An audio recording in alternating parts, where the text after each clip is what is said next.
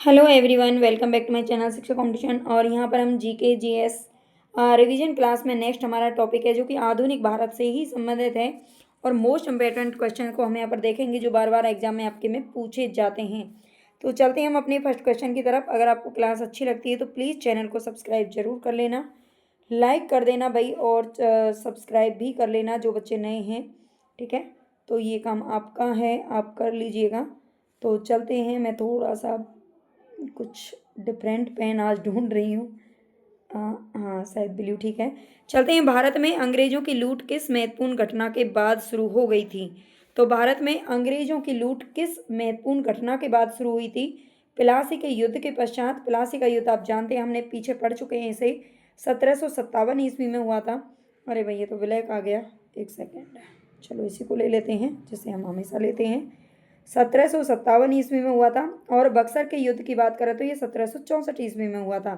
ठीक है, तो ये क्या कह रहा है कि भारत में जो अंग्रेजों की लूट थी वो किस घटना के बाद में शुरू हो गई थी?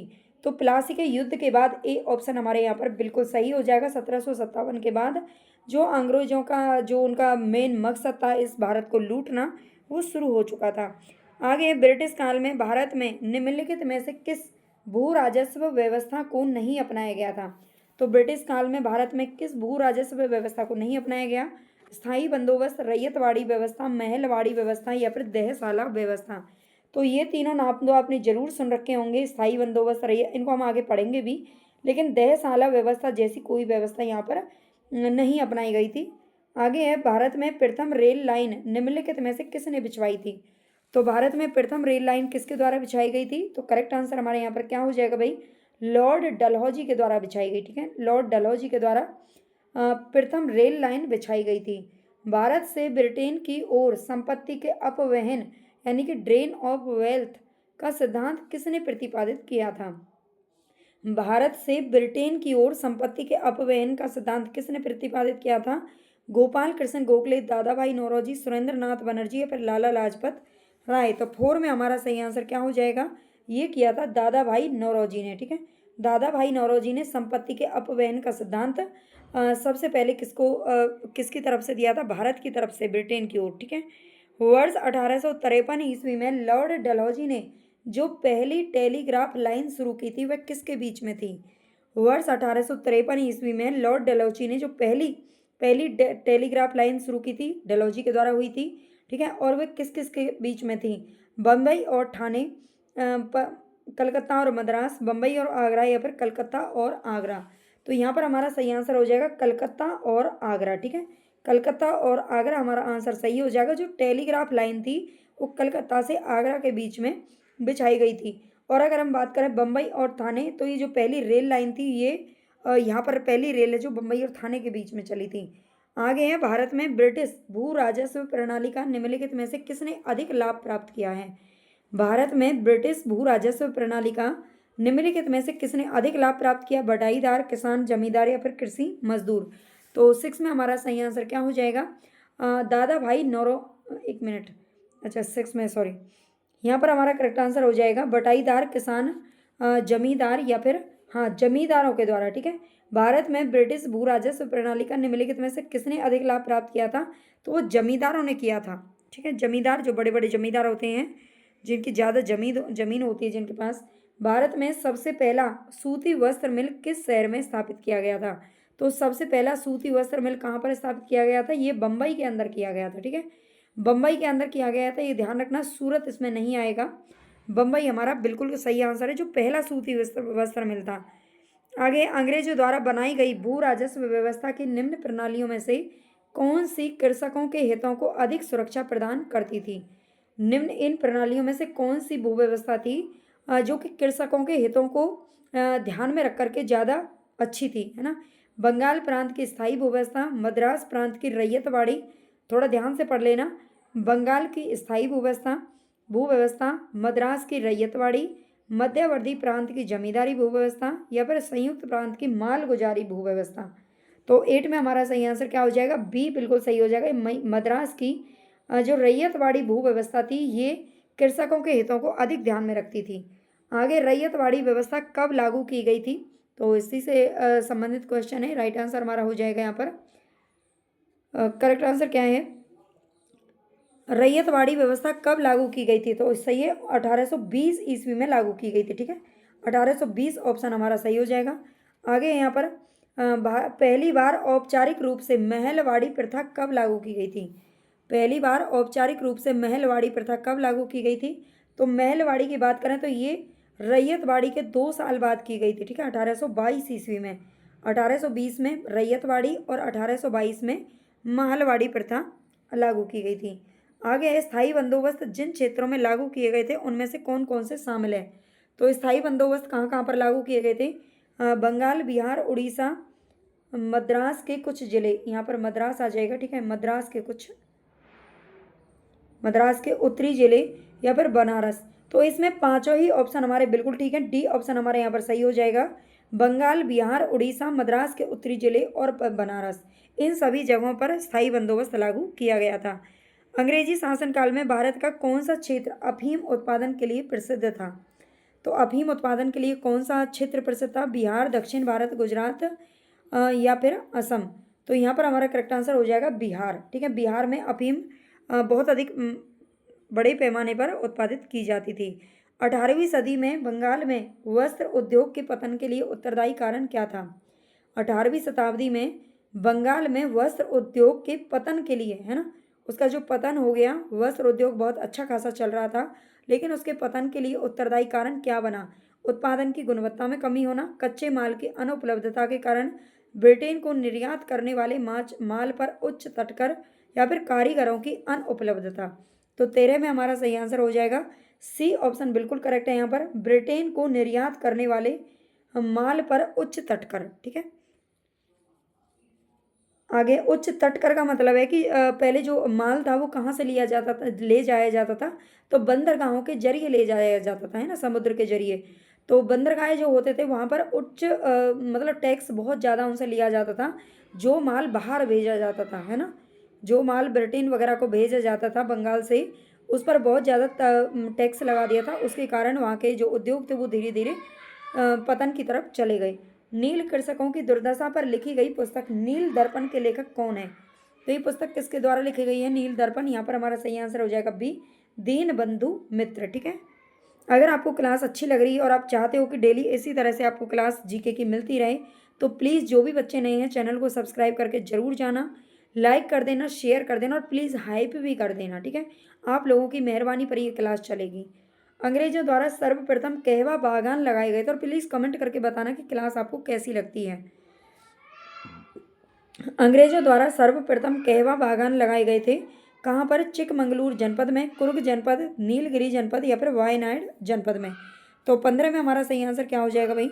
कहाँ पर लगाए गए थे कहवा के बागान? तो ये वायनाड जनपद में लगाए गए थे। नेक्स्ट हमारा क्वेश्चन, अंग्रेजी शासन के दौरान भारत के आर्थिक दोहन के विचार का प्रतिपादन किसने किया था? अंग्रेजी शासन के दौरान भारत के आर्थिक दोहन के विचार का प्रतिपादन किसने किया था? तो ये किया था भाई दादा भाई नौरोजी के द्वारा। ठीक है, दादा भाई नौरोजी ने किया था। दादा भाई नौरोजी ने सबसे पहले बताया था कि हमारे भारत को कितना लॉस हो रहा है ना, मतलब आर्थिक व्यवस्था पर उन्होंने ही, जो अर्थव्यवस्था है उस पर सबसे पहले विचार दादा भाई नौरोजी के द्वारा किया गया था। भारत में अंग्रेजों के समय में प्रथम जनगणना किसके कार्यकाल में हुई थी? भारत में अंग्रेजों के समय में जो पहली जनगणना हुई थी ये हुई थी 1872 ईस्वी में, और ये किसके शासनकाल में हुई थी? तो लॉर्ड मेयो के शासनकाल में हुई थी। ठीक है, मेयो के शासनकाल में 1872 में हुई थी, और उसके बाद फिर 1882 में ये रेगुलर होने लगी थी। सर टॉमस मुनरो किस भू राजस्व बंदोबस्त से संबंधित है? सर टॉमस मुनरो किससे संबंधित है? तो रैयतवाड़ी बंदोबस्त से संबंधित है। रैयतवाड़ी जो कि 1820 में लागू की गई थी। आगे है, भारत में प्रथम रेल लाइन का निर्माण 1853 ईस्वी में, जो कि डलहौजी के द्वारा किया गया था, है ना, डलहौजी का नाम इससे संबंधित है। और ये कहाँ से कहाँ तक किया गया था? तो ये बम्बई और थाने के बीच में किया गया था। नेक्स्ट है, स्वतंत्रता पूर्व अवधि यानी कि 1947 से पहले ब्रिटिश सरकार द्वारा भारत में आधुनिक शिक्षा के प्रसार का मुख्य उद्देश्य क्या था? तो छोटे प्रशासनिक पदों पर नियुक्ति हेतु शिक्षित भारतीयों की आवश्यकता, उनको ऐसा लगा था कि उनको आवश्यकता थी, इसलिए उन्होंने अंग्रेजी शिक्षा पर जोर दिया, आधुनिक शिक्षा पर जोर दिया, या फिर भारतीय संस्कृति को प्रोत्साहन? नहीं, भारतीय संस्कृति को तो भाई नहीं किया, भारतीय लोगों को आधुनिक बनाना नहीं, ऐसा भी नहीं था। ए ऑप्शन हमारा बिल्कुल ठीक है।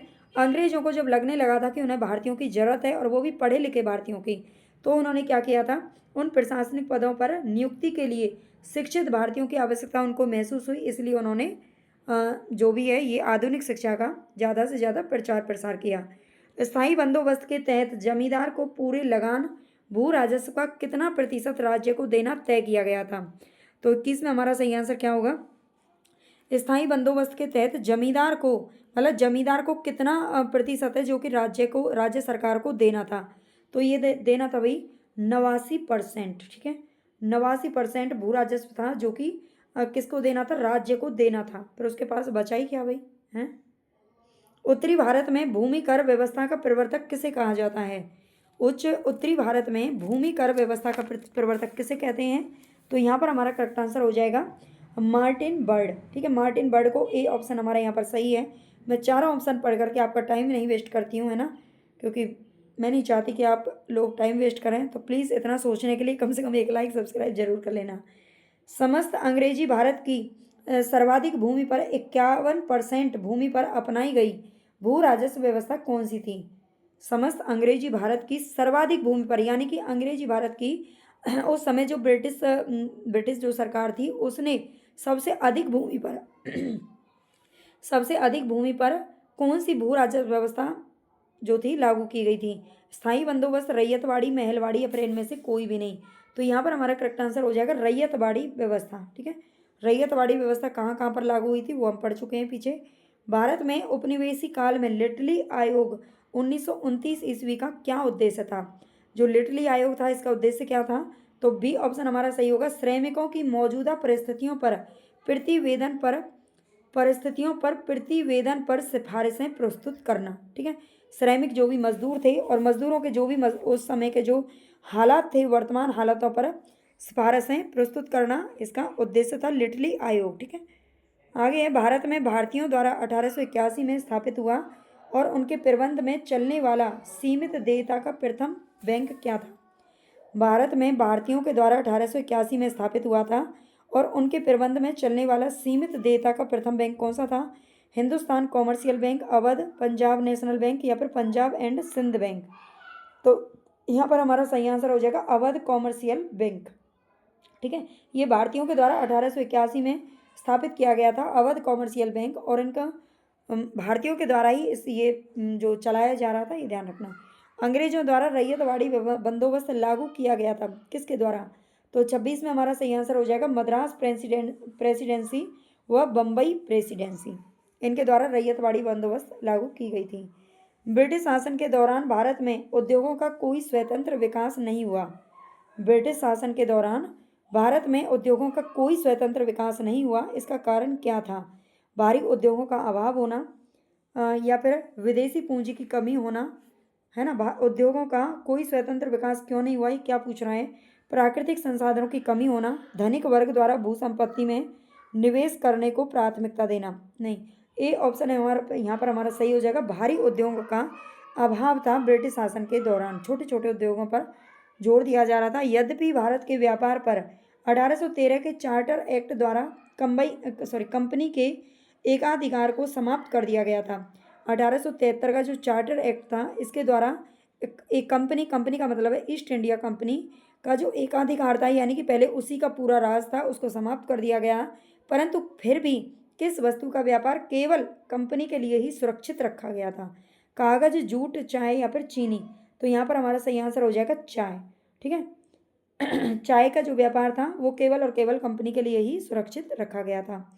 आगे, ब्रिटिश ईस्ट इंडिया कंपनी का व्यापारिक अधिकार अंतिम रूप से किस एक्ट के तहत समाप्त किया गया था। ब्रिटिश ईस्ट इंडिया कंपनी का जो व्यापारिक अधिकार था तो ये 1813 के चार्टर एक्ट के द्वारा जो है ये समाप्त किया गया था। ठीक है, अच्छा, अंतिम रूप से, एक मिनट, अंतिम रूप से जो समाप्त किया गया था ना, एक सेकंड भाई, ये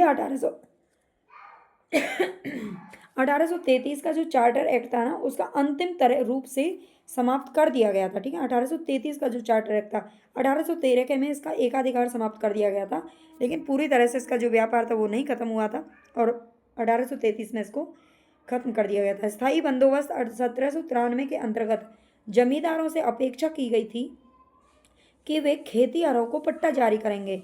अनेक जमींदारों ने पट्टा जारी नहीं किए। अनेक जमींदारों ने पट्टा जारी नहीं किए थे। इसका कारण क्या था? जमींदारों के ऊपर किसानों का विश्वास होना, जमींदारों के ऊपर कोई सरकारी नियंत्रण नहीं था। बिल्कुल बी ऑप्शन हमारे यहाँ पर सही हो जाएगा। जमींदारों के ऊपर कोई सरकारी नियंत्रण नहीं था। तो आज के लिए बस इतना ही काफ़ी है। 30 प्रश्न है। उम्मीद करती हूँ कि आपको अच्छे लगे होंगे। अच्छे लगे हैं तो प्लीज़ मुझे कमेंट में आपको फीडबैक ज़रूर देना चाहिए कि आपको क्लास कैसी लगती है, ताकि मैं आगे की जो क्लास है जीके की उन्हें रेगुलर लेके आती रहूँ। ओके, धन्यवाद। Take care.